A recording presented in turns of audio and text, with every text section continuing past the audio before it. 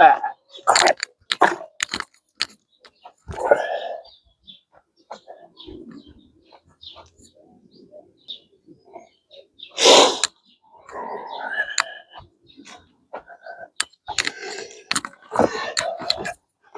Good afternoon, everybody. This is Scott with Pack Rat's Attic. Just as I said earlier, I was going to do a survivor's introduction. These are three firearms that survived a house fire. Unfortunately, somebody decided they needed it more than I did. I'm going to start out with one that's not in a case. Sheila's Ruger Wrangler. Simple little 6-shot, 22. Does not have the 22 Magnum cylinder. I wish I would have waited and got one that had both. This needs a bath in the ultrasonic, but other than that, it's a good little gun. Shoots well. Doesn't even look like it's hardly even dirty. Like it didn't even get any soot or anything. Next, come on. All right, there we go. Is my Para-Ordnance P13. Definitely needs to go in the ultrasonic. In fact, it'll go in there today, and I'm going to do a little show and tell afterwards. As you can see, it's clear, no rounds, nothing in the chamber, nothing in no magazine. Most of my magazines for this went up in smoke too. This used to be my everyday carry. The only reason I switched to the Canik in the 9mm was because I wanted a light rail. Honestly, that was it. Sorry. And also to be able to put a red dot. This, since it's a Series 80, the slide cannot be cut for a red dot. However, I can get a plate that replaces the rear sight that would be able to use the red dot. So I maybe end up doing that.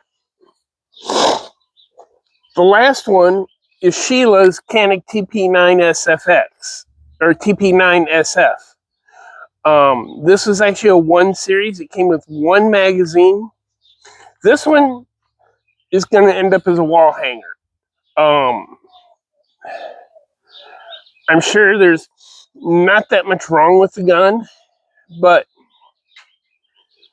the problem is it's got a polymer frame, unlike the Canik and the Ruger, and it ended up, as you can see, if you can look up close, the front serrations are pretty well melted. The grip, you may not be able to see it, but the grip is warped. Internally, there's really nothing you can tell. However, with this, it is so gummy. It's going to go in the ultrasonic just as it is. And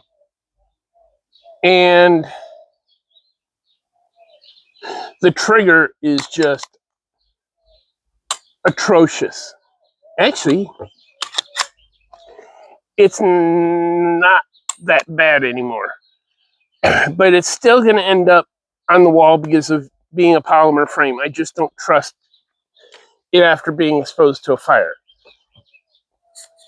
This one, definitely, I believe it's okay.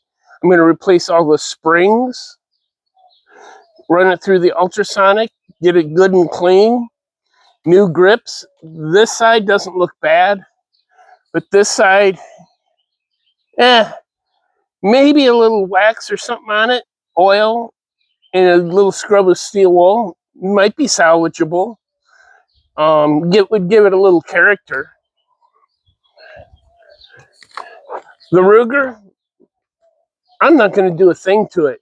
It looks brand new. Matter of fact, it was brand new. It's actually never been fired.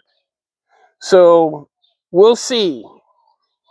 This will be the Star of the Survivor, along with the Para-Ordnance that used to be my everyday carry, and my competition handgun when I did multi-gun. So we'll see what happens with all three of these. I really hope you enjoyed this little video. Hope everyone's having a good day and making everybody's days better.